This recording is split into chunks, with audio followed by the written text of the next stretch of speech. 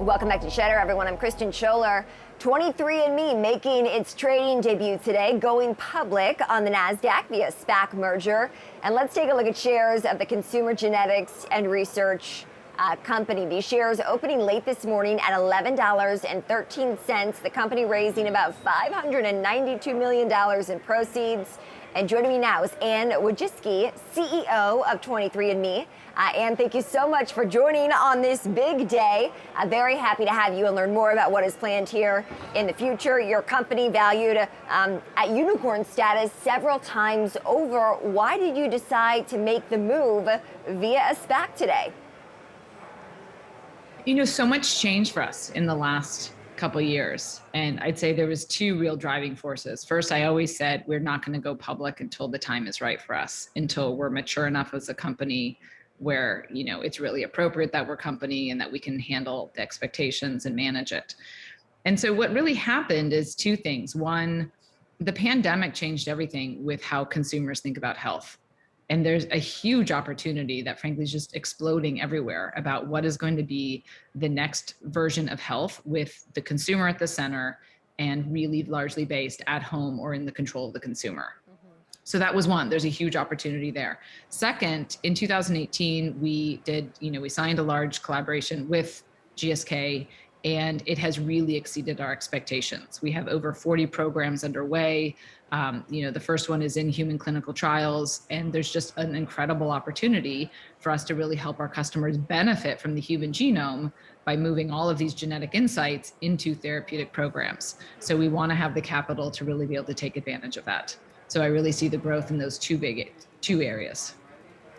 It's fascinating, and I know probably now more than ever, people want to know more about their health, especially in the wake of the coronavirus. I was reading that your company has published more than 150 peer-reviewed studies in scientific journals, and the latest one, I do believe, out last week, talking about a genetic link for people who lose their sense of smell when they do contract the coronavirus. What is that key information like that can be gleaned from people doing one of these swab tests? Yeah, what I think 23andMe really pioneered is frankly just we're an advocate for the consumer. And people, I think, actually really want to participate in research. They're just not given a clear opportunity to do so. And we really treat our customers more like a partner, and we look at them holistically. So for instance, someone can come in. You know, what I love about our COVID study, which you mentioned, we had over 80,000 people who said they had COVID, but over 1 million people who did not have COVID participated and took that survey. So there's a huge enthusiasm for people to actually participate in research. And so what we do is we let them, it's very broad. It's about all aspects of your life. It could be about ice cream preference, which there's actually a genetic association with vanilla versus chocolate, or it could be about something that's very topical like COVID. Or it could be something like Parkinson's, where we've had, one of the largest research programs ever in Parkinson's that's been going on for over a decade. Mm-hmm. So we really let people opt into research and participate broadly.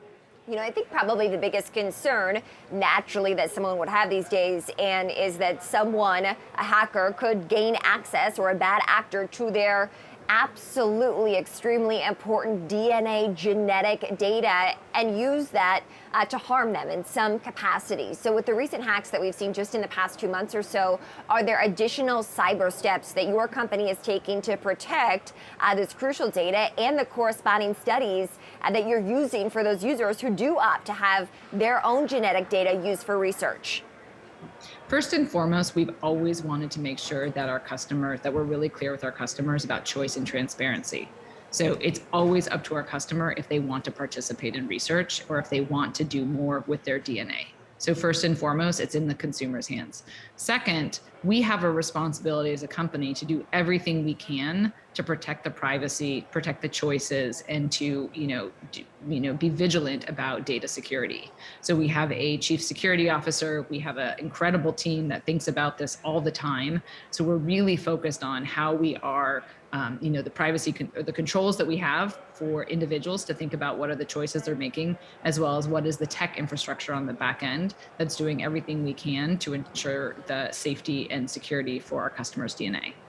All right, more than 12 million customers I see on your website. Anne, what is next for this company? How are you pushing forward and growing in the wake of this SPAC? Well, two things that are so exciting is frankly, the world exploded during the pandemic about how people think about the next generation of healthcare. And it is going to have a huge digital component. It's a huge component that's going to be on your phone. And a lot of it is going to be virtual or in the home. So all of this is exploding right now. And I see with my over 11 million customers, the engagement that I have with them and the interest that they want to follow up and do more with their genetic information.